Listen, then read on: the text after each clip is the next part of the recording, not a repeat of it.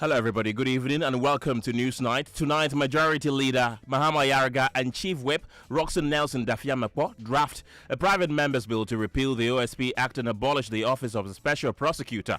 We have details right here on Newsnight. Meanwhile, President Mahama rejects calls to scrap the office of the Special Prosecutor, describing it as premature. I think we should give them a little time, Of course, people want to see, more prosecutions and more results. And so I'll just urge the OSP to speed up, some of these investigations and, show people that the office is still very relevant.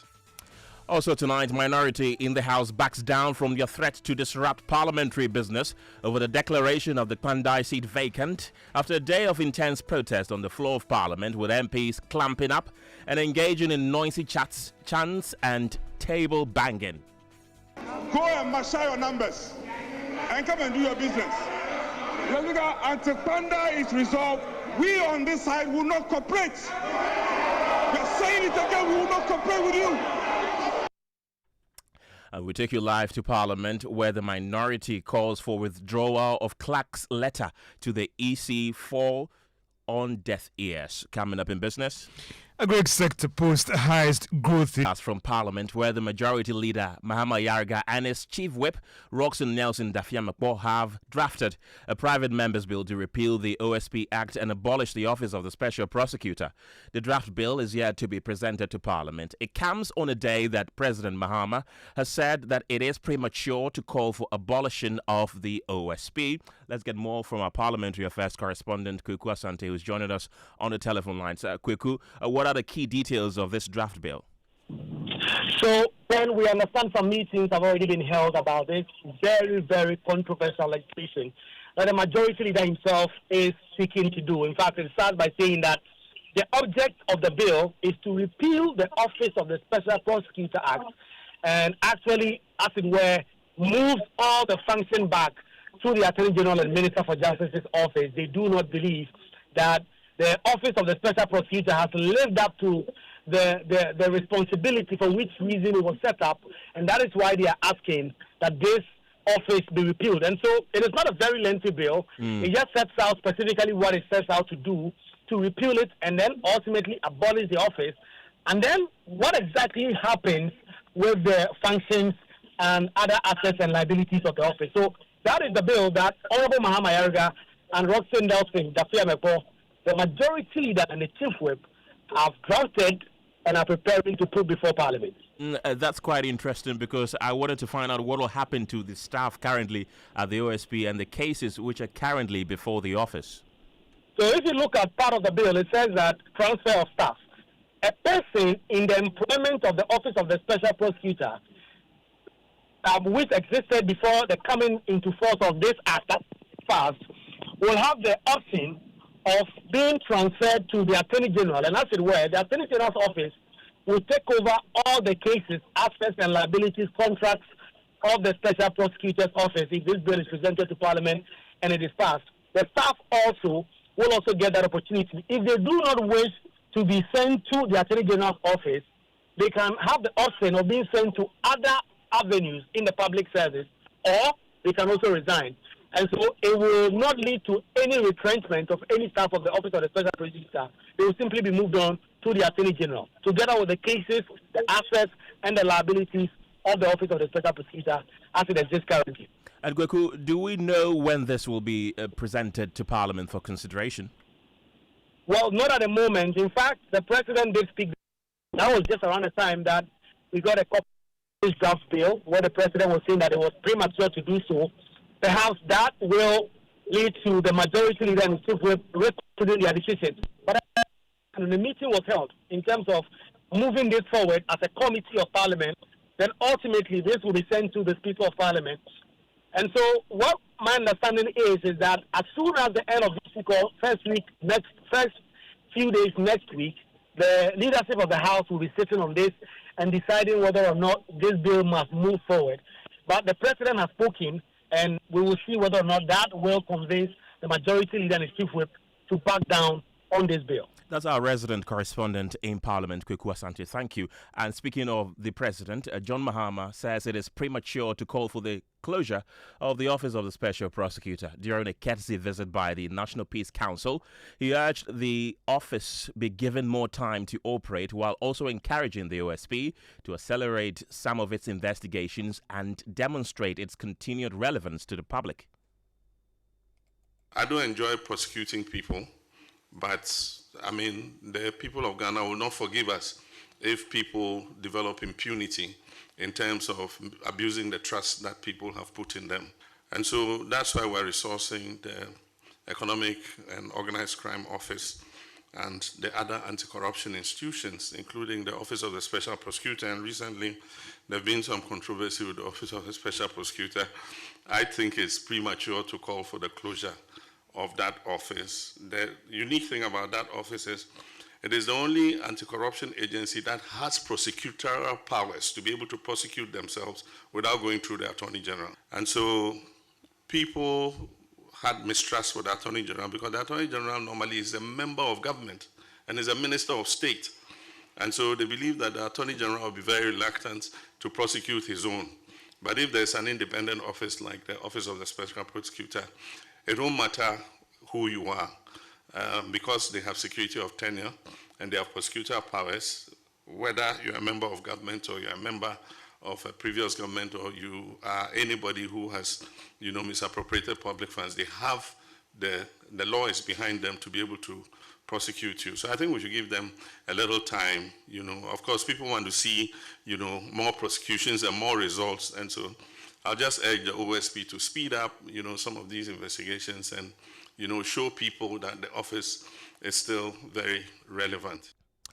Let's go onto the telephone lines right now and speak to Michael Bwede, who is a fundraising manager at Transparency International Ghana. Michael, you've read that bill that the majority whip and the majority leader have sent to Parliament seeking the repeal of the Office of the Special Prosecutor. What are your initial reactions to that? Well, good evening to your listeners and viewers. Let me say that the President's statement has put a damper on all these arguments. The first gentleman of the land has made his position clear, and I think that the matter is settled. But be that as it may, let us think through it.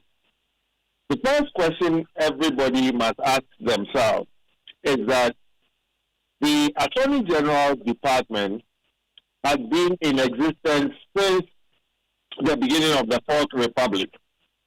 It will be interesting to ask how many corruption and corruption-related cases are they successfully prosecuted since their establishment. We can then juxtapose that with the office and conclude that the Attorney General Department was more efficient at prosecuting corruption than the new office. Then the argument is sound to, or the argument that is being articulated by our honorable leaders would be sound or convincing. But I don't think it's convincing. The reason why it became necessary, and it is necessary globally, because the separation of the anti-corruption prosecutorial function from the Attorney General is a global movement. The UNCTAD recognizes it, the UNCTAD prescribes it, and Ghana signed on to the UNCTAD. So it's a global trend that people believe that having an independent prosecutorial establishment or entity tends to be more effective than budging all of them together in the Attorney General Department. And so I find it a bit problematic and very difficult to accept what the majority leader is proposing. Let us look at something. Do you know that the first nolle prosequi that was entered into by the Office of the Special Prosecutor, the beneficiary of that nolle prosequi happened to be one of the movers of this, or proponents of this bill? Would we call that part of the inefficiencies or difficulties the office is considered to have suffered? I think that we are too much in a haste to pull down institutions. We don't allow institutions to grow, make their mistakes, correct them, and mature. And that is how come most of our state institutions are suffering, because we are too quick at calling them or pulling them down. For once, as a people, let us deal with the challenges with the office. Where they fall short, let us engage them to correct them. The beauty of the OSP law is that it elevates accountability a lot more, so that every 6 months they have to account to the people of Ghana. None of the law enforcement agencies do that level of transparency and accountability to the people of Ghana. It is for this reason that we all know what is going on at the OSP, and we are all criticizing them where they fall short. Right. I think that what the president has said and has done and settles the matter.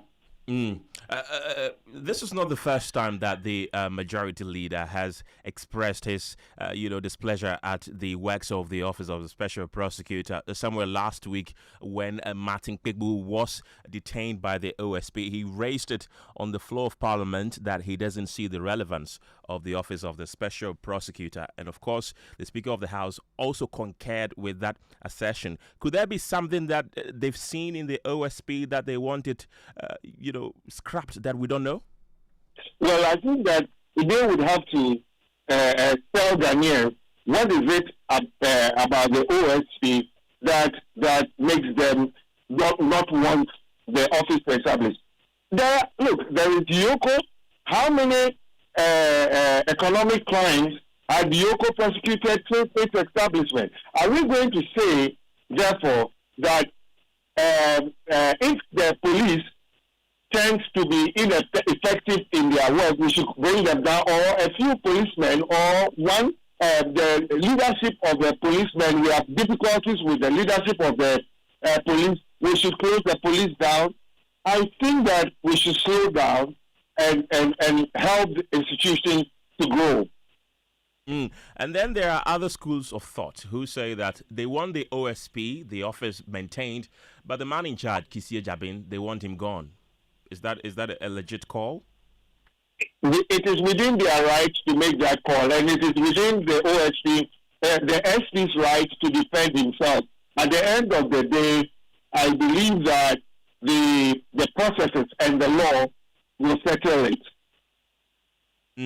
All right, Michael Bwedi, thank you very much. That's the fundraising manager of Transparency International Ghana. Let's still stay in Parliament right now, and news just coming in indicates that the Electoral Commission has finally released a notice of poll concerning the Pandai constituency or parliamentary elections that we were told was going to be rerun by the Tamale High Court. And my colleague Michael Ashali is joining me in studio with the latest. Michael, what do we know?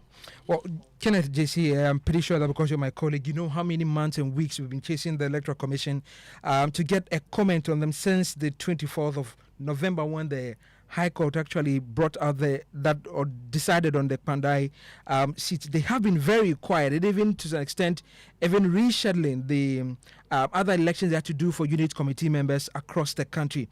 Just a few minutes ago, the Electoral Commission has released a statement. This is signed by Fred Tete, the Deputy Director for Research and Monitoring and Evaluation Department at the Electoral Commission.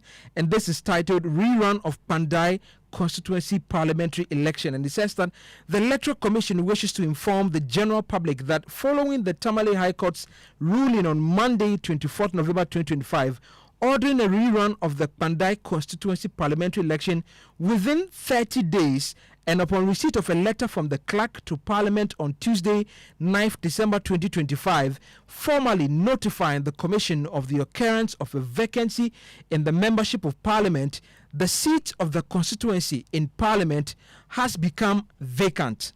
It goes on to say that the Electoral Commission will hold a rerun of the parliamentary election in the Pandai constituency on Tuesday, 30th December 2025. It concludes that the rerun of the Pandai constituency parliamentary election will be conducted for only the 3 candidates who contested the 2024 parliamentary election in the said constituency. And Kenneth, this is the news that's just coming in from the Electoral Commission. They have now confirmed receipt of the letter from the from Parliament declaring the seat vacant, and they've upheld that decision. Secondly, they are telling us that they're going to hold the rerun of the elections on the 30th of December 2025, and this will only include the 3 people who are originally on the ballot sheet. That's an interesting development coming in, Michael Ashale. Thank you very much, and we'll be following through because earlier the Electoral Commission had been dragged to court for contempt of court by the NDC's parliamentary candidate. And let's get more on this. And joining me on the telephone line is the lawyer for the NDC's 2024 parliamentary candidate in the Pandai constituency. Daniel is joining us. That's Eugene. Eugene, grateful for your time this evening. You had earlier, as I mentioned, filed processes at the court citing or calling for the court to cite the Electoral Commissioner, Jean Mensah, and the Electoral Commission as a whole for contempt of court for refusing to acknowledge what the court said a few days ago. Now that the Electoral Commission has released this statement, are you going to withdraw that from the court? Thank you for having me. I'm a member of the legal team for Honorable Daniel Salawakwa. I'm not his lawyer. I'm not the only lawyer. Yeah, so it's welcome news. I have not seen or read the said publication you're talking about, but your colleague drew my attention to it. If it is to the effect that they intend to organize the elections on the 30th of December, it is welcome news. We will consider our option, like I told you. You want to say something? Yes, you said you consider your options, and I wanted to find out, are you going to withdraw that process that you filed at the court seeking for the Electoral Commissioner and the EC itself to be cited for contempt now that sort of some finality has been brought to this issue? Well, it is progress made. It's not finality. The order is for the rerun to be conducted in 30 days. Now, we can do a simple arithmetic. By the time the application is due to be heard, the question is whether the Electoral Commission has organized a rerun or whether they haven't done it. The application has been filed. Now, they reserve a right to file an affidavit in opposition and maybe possibly convey the court why they are not in contempt of the court. So let's see how it goes. The application is due to be held on the 23rd of December. That is 7 days shy of the third date for the rerun of the election. We maintain our stance that the Electoral Commission is in breach, is in non-compliance of the orders of the court, and as such is in contempt of the court. When we show up in court, we will put our case across to the court. And let's see what the Electoral Commission says on the 23rd of December 2025, which is 7 days shy of the date they intend to organize the election. Now, if they show up in court and show cause why the court should not commit the Madame Jean Mensah for contempt, I believe the court will give a favorable verdict in their favor. Until then, let's just see how it goes. Eugene, but I must say that it is welcome news. Thank you very much for your time. That's Eugene Awute, who is part of the legal team of the NDC's 2024 parliamentary candidate for the Pandai constituency, Daniel Wakbal. And news just coming in indicates that the Electoral Commission has finally released the date that they will conduct that rerun that they were ordered to do so by the Tamale High Court, and that's going to happen on the 30th of December 2025, and the rerun will be conducted for only the 3 candidates who contested the 2024 parliamentary elections in the said constituency. And they are still in Parliament, though. The minority have backtracked on the threat to hold parliamentary business to ransom with a series of protests over declaration of the Pandai seat vacant. An angry minority on the floor of Parliament on Tuesday launched a day-long protest against the Clerk to the House's decision to write to the Electoral Commission notifying the EC of vacancy and urging the EC on to conduct elections in the Pandai constituency in accordance with Article 2 of the Constitution. Well, the MPs took to noisy chants and table banging as means to voice their displeasure, a situation which degenerated into an open brawl between members of both sides. Now, Deputy Minority Whip Frank Anodompre, in the midst of the chaos, vowed that they will not relent on the protest until their calls for immediate withdrawal of the clerk's letter is heeded to. We have 189, 185, and then 4 independent members. Go and marshal your numbers and come and do your business. Until Pandai is resolved, we on this side will not cooperate. We are saying it again, we will not cooperate with you.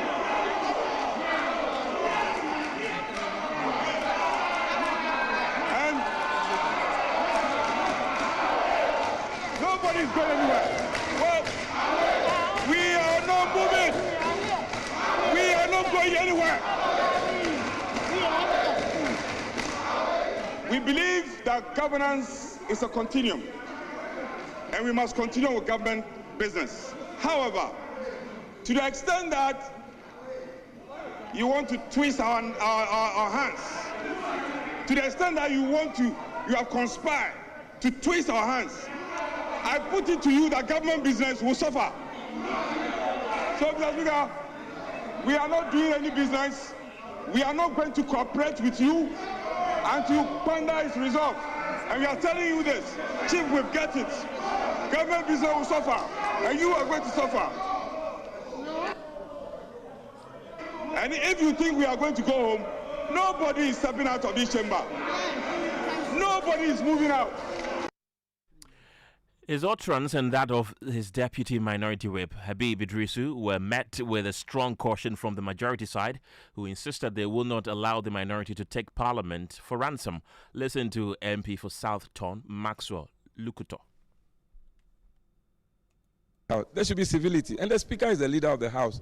He says that this is the way we should conduct business, and you say once I speak, nobody else will speak. Who does that? It doesn't happen in any civilized democracy. And the far we have come, we shouldn't be allowing some of these things to be happening. I don't think we should. We will not allow them to take us for a ride.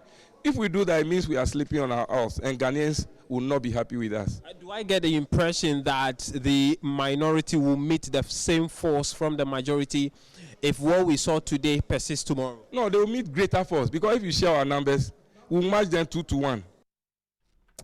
And our Parliamentary Affairs correspondent, Kweku Asante, has joined me in the studio for more on this. Kweku, what caused this sudden turn of events? Because people were really expecting another showdown in Parliament today. Well, yes.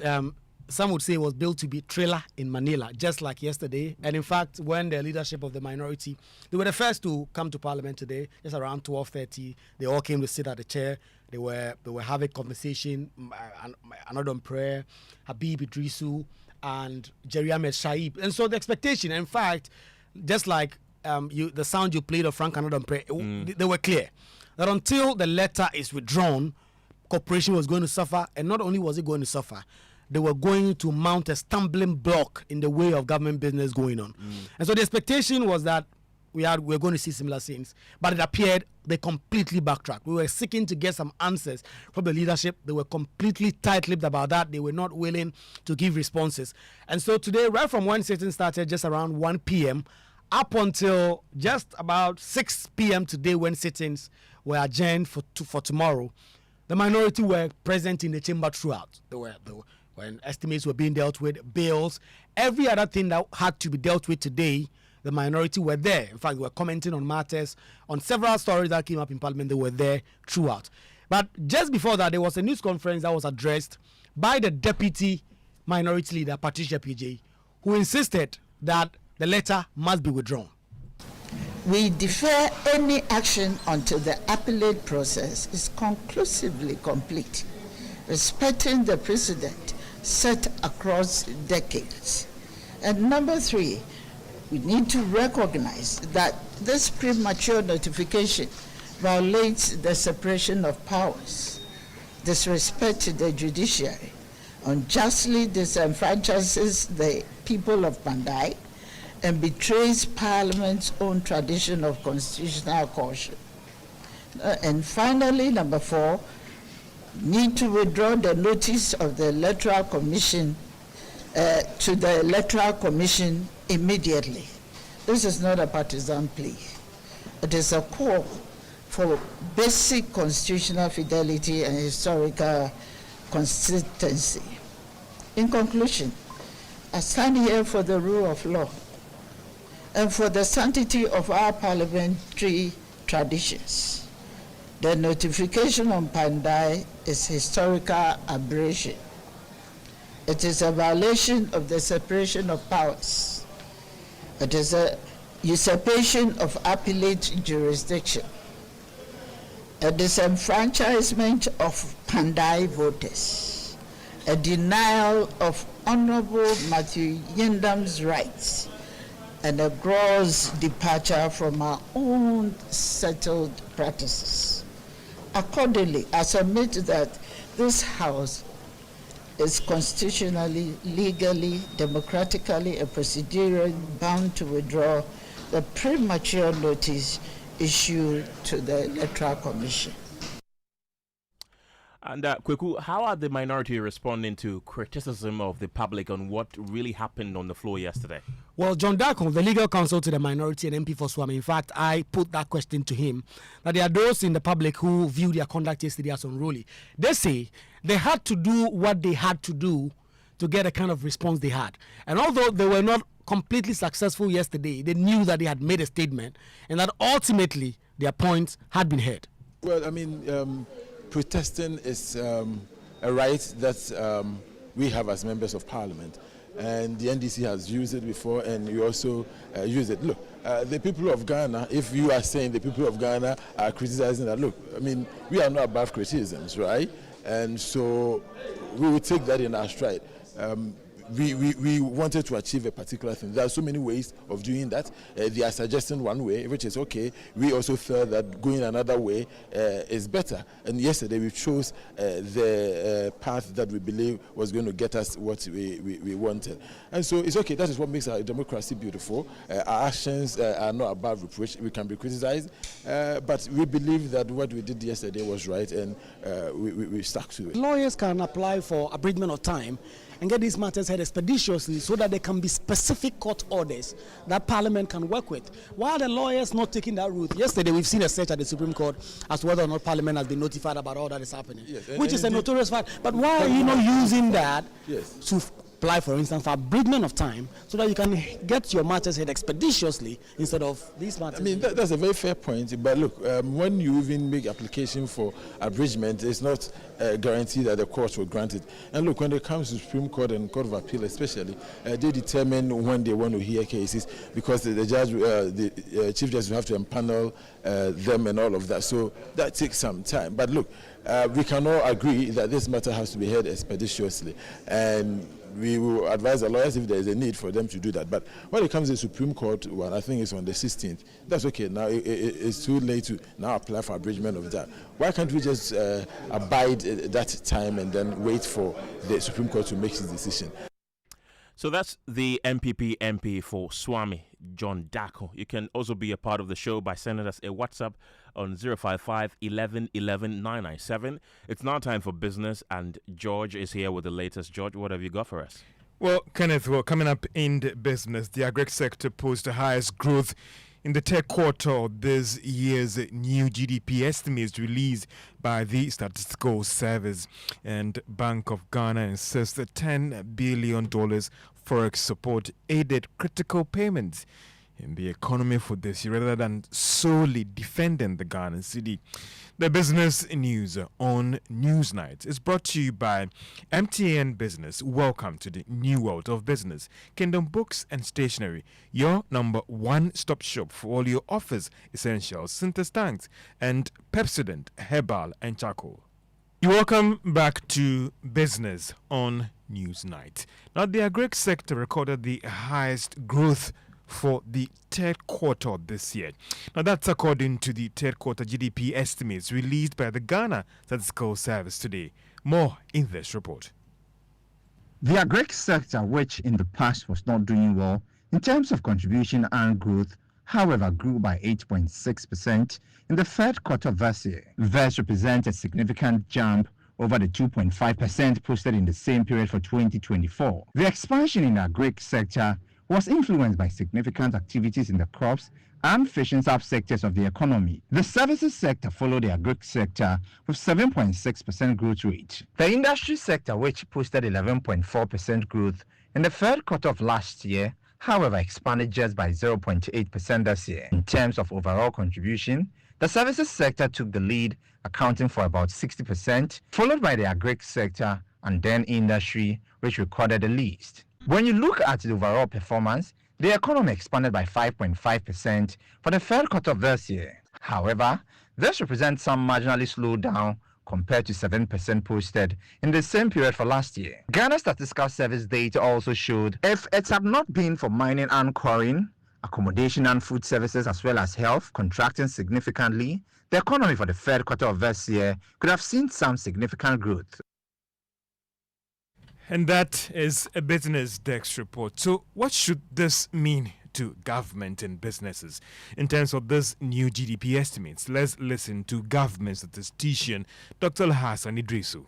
Given the Q3 GDP estimate that we just released, and also the monthly indicator of economic growth, given the direction of the data, we are making some recommendations for household businesses and government. On the government side, we are recommending that it will be good to look at the sectors that are already performing and support them to perform better, or at least maintain that performance. And usually when government is coming in, government is an enabler. It provides an enabling environment for the private sector to thrive. Whatever environment is needed to maintain these high-performing sectors and subsectors, that has to be done. And even for them to even do better. But we've also seen that some time now, there's been contractions in the oil and gas production. And like you rightly said, it's a stranded, oil is a depletable resource. And after some time, it gets exhausted or it finishes. So you have to make sure that given that we are transitioning from fossil fuel to green economies, we have to make sure that the oil we have, we have access to it so that we can make the best out of it. And that was government statistician Dr. Alhassan Idrisu. Now, Ghana today signed a bilateral debt restructuring agreement with the Czech Republic. Now, this actually makes it the seventh of such debt conclusion reached with the country's official creditor framework. The finance minister, Dr. Atuforsen, signed on behalf of Ghana, whilst a director at the Export Guarantee and Insurance Corporation for Czech Republic, that is Rene Jakal, actually signed on behalf of that country. The development should mean that Ghana is making some significant progress towards reaching deals with more of its bilateral creditors. Government is expected to move to the commercial creditors when it completes this round of deals with these bilateral countries. Now, the Bank of Ghana has maintained that the $10 billion forex support for this year aided critical payments in some sectors of the economy rather than just targeted as defending the Ghana cedi. We have details in this report. Persons close to the Bank of Ghana have told Joy Business that these monies were directed towards payments of independent power producers, bondholders, as well as dividend payments. We are also learning that a significant portion of the $10 billion were advanced towards paying some debts owed by Government of Ghana that were due. The Bank of Ghana has therefore maintained that the funds were not solely directed towards defending the Ghana cedi over the past 11 months, as has been discussed. The clarification from the Bank of Ghana is coming at a time that some have raised serious questions about the $10 billion forex support auctioned by the Bank of Ghana since January 2025. The Bank of Ghana has again argued that its dollar intervention is strictly being guided by the new foreign exchange operations framework, which is now aimed at bringing some transparency about this whole market support. Some market analysts had argued that even though these monies were advanced towards these sectors, it somehow went to support the cedi stability.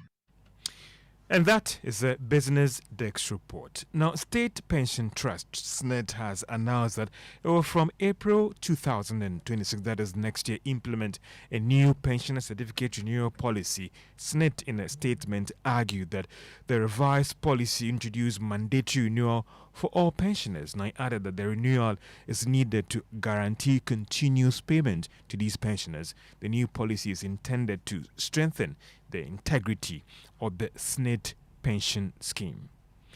Two other stories. Enterprise Properties in fulfillment of its renewed framework on environmental and social governance has commissioned a mechanized borehole water system for Jamestown community in Accra. The initiative forms part of its corporate social responsibility for communities that it operates.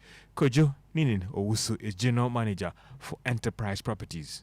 We have done some CSR projects for the community, but this year we decided that we would engage the community again to ask them exactly what their needs are and then see how best we can help them. Beyond that also, this year we came up with the ESG framework, environmental social governance framework, and within that framework there was a community and social responsibility. So that was part of the thing that prepared us to engage with the community. When we had an engagement with the community, then they mentioned that water, access to water was an issue. And that was what led us here for us to then decide that we'll actually drill a borehole and provide the community with water.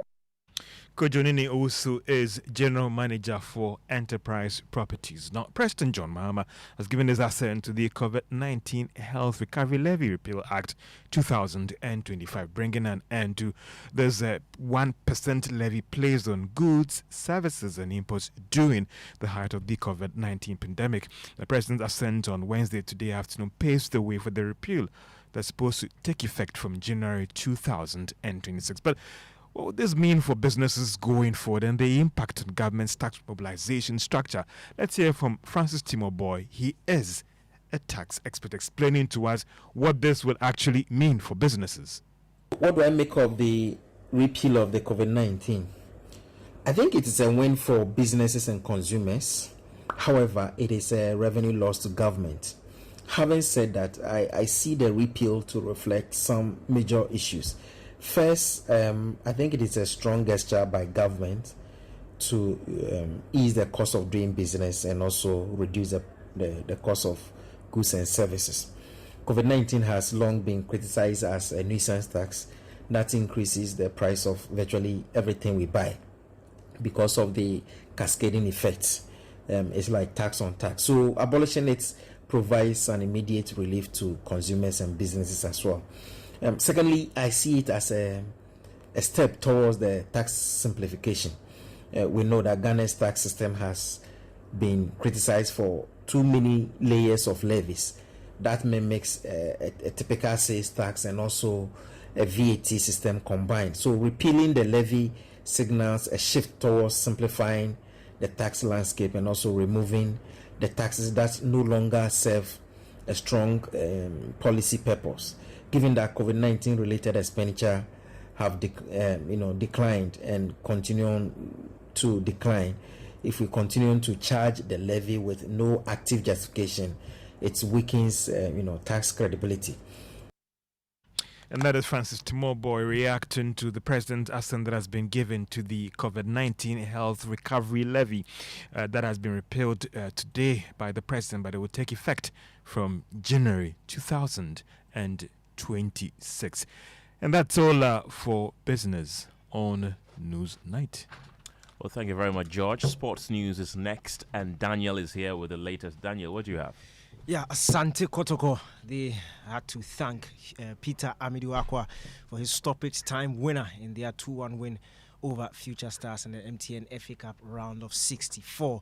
It looked like Asante Kotoko were going to follow in the footsteps of rivals Hearts-of-Oak by exiting in the first round before Hubert Jao scored an 80th minute equalizer for the Porcupine Warriors, and then Amiduakwa in a stoppage time winner to send Kotoko through. As I mentioned earlier, Hearts-of-Oak, they are out of the competition in the first round. Kotoko are the defending champions, looking to make it back-to-back MTN FA Cup triumphs with a win this season. They now enter the round of 32. So now we have 4 rounds. We'll see if Asante Kotoko can go all the way to the final.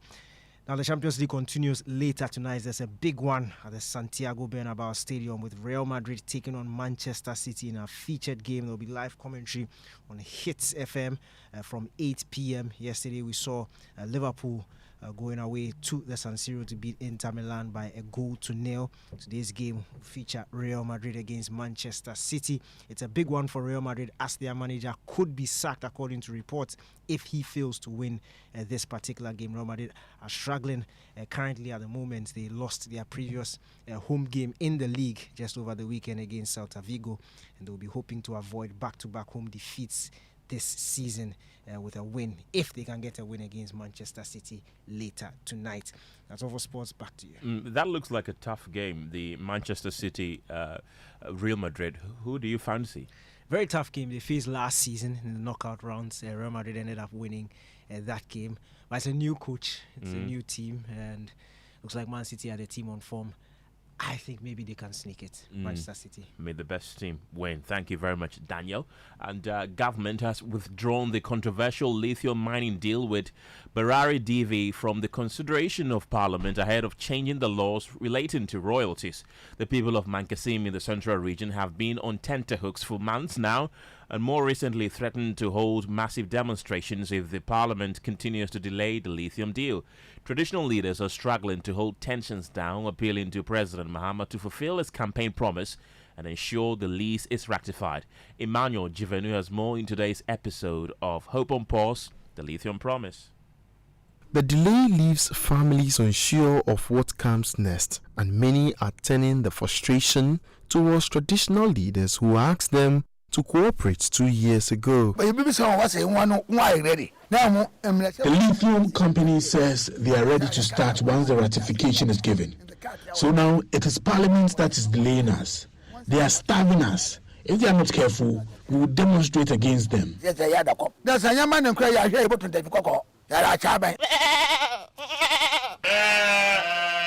Paramount Chief of the Nkusukum traditional area, Nana Okesi Isando IX, says he is now managing rising agitations almost every week.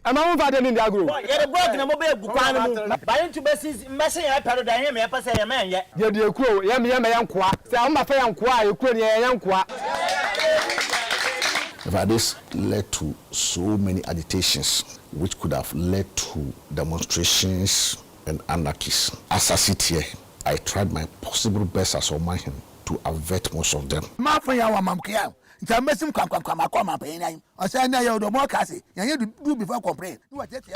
if our chiefs allow me, I'll go straight to the president and tell him what we are going through. Do they want all of us to die before they ratify the lithium lease?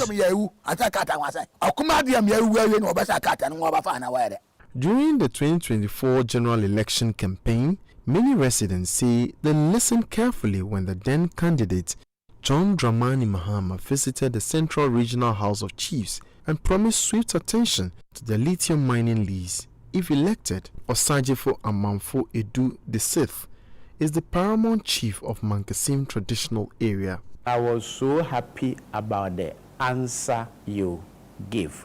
The first part was that... Why do they call us the minority? We don't have the numbers. They are more. There are 138 of them. If they want to pass it, they'll pass it because they have the numbers. The turntable has turned. Your party, NDC, is in power. You made me hear for the first time the word stranded assets, Your Excellency. The better we mine it as quickly as possible and take advantage of it. Otherwise, if time passes by, we have what we call stranded assets. You have an asset, but it's stranded. There's no longer any need for it. This is a national cause. And Nana, me and you are on the same wavelength. We'll work together to make sure that this thing goes forward. So the aspect of the majority and the aspect of the stranded assets, they've all turned in your favor. Do something now. For now, chiefs will continue to ask residents to remain patient, but they admit the pressure is rising. And without parliamentary action, the possibility of demonstrations and civil unrest will become harder to prevent. Emmanuel Jivanu, Joy News, Central Region. And the deal has now been withdrawn in Parliament. Under the deal, the state would have been entitled to 5% royalties, which was severely criticized in the public. Deputy Minister for Lands and Natural Resources, Yusuf Suleiman, explained that the deal was being withdrawn for further considerations. To withdraw the agreement, the mining lease agreement between the government of the Republic of Ghana, represented by the Ministry of Lands and Natural Resources, and Barari DV Ghana Limited for the mining of lithium and other minerals at Mekese. And we are talking about 42.63 kilometers square in the Mfantsima district of the Central Region. Mr. Speaker, I've been asked to adduce reasons why we are withdrawing this. This was laid before the House on Tuesday, 11th November 2025, and was referred to the Committee on Lands and Natural Resources for consideration and to report to this House. Mr. Speaker, the reason for the withdrawal of this agreement is to enable the Ministry of Lands and Natural Resources to undertake further consultations with very relevant stakeholders prior to representing it to this very important House. Mr. Speaker, listening to my colleagues from the other side, they have made my work very easy. They have given reasons why there's a need for us to withdraw this agreement.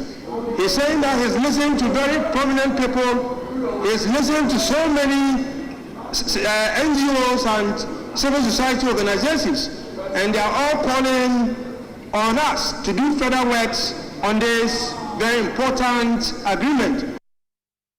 That's the Deputy Minister for Lands and Natural Resources, Yusuf Suleiman. Let's speak to the Omahime of Nkusukum or Kujiman Okese Isando, the 9th, for more on this. Nana, grateful for your time this evening. You were earlier calling on Parliament not to delay this deal further. Now it has been suspended.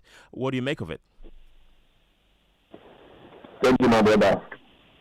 Let me start my business. I will start by saying I want the parliamentary to understand what I want. Nana, if you can kindly reposition yourself, I'm losing you. Hello. It's better now. It's better now? Yes, please.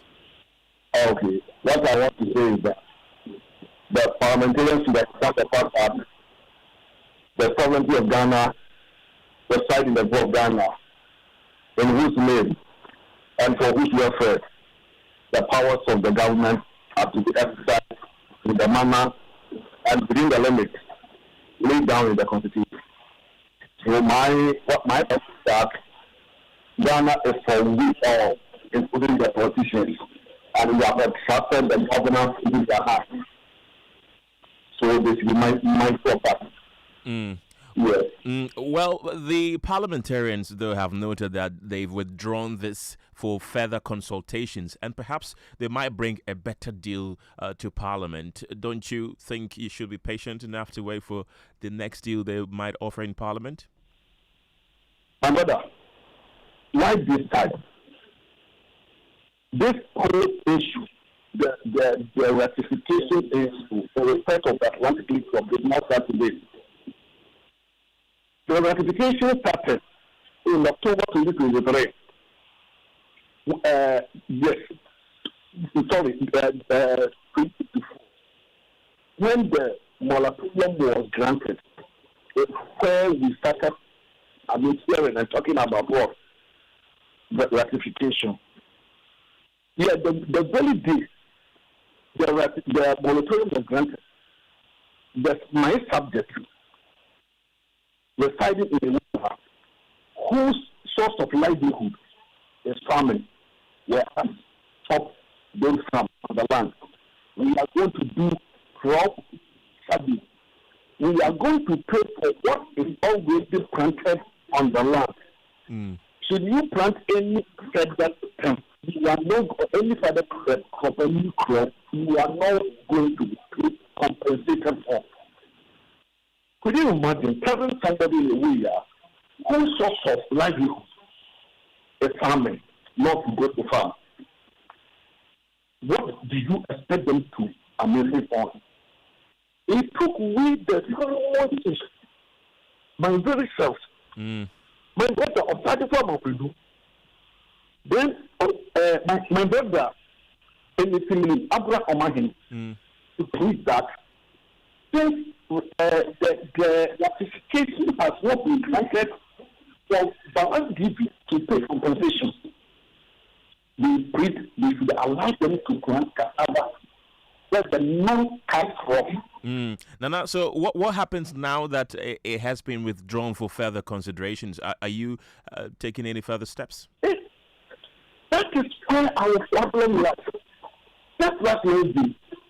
Myself, a practical, we were at the Parliamentary, at the office of the Minister of Land and Natural Resources. We had a meeting with the Parliamentary Committee for Land and Natural Resources. And what we told them is that the pressure being put on us by our people, the subject is unbearable. They should go ahead and ratify. We are chiefs. The Management of the Mining Act law, existing one, that is the 2006 Act 703, mandate the president or the government to negotiate deal on behalf of the people of Ghana. So as a promoter, I can go in and say that we increase 5%, whatsoever. So whatever the government agrees upon with the company, and we don't have to deal with this. That's what we're saying, that the country is rich and not benefit from its own, the resources that was found on its own land. Yes, so meeting there, just like a week today, for us to hear that the bill has been withdrawn for federal or brother consultation, it amount to what? And a federal delay. Nana, thank you very much. That's the Omahine of Nkusukum and the president of the Nkusukum Traditional Council, Okujiman Okesi Isando the 9th. And that brings us to the end of Newsnight tonight. Thank you very much for being a part of the show. Have a good evening.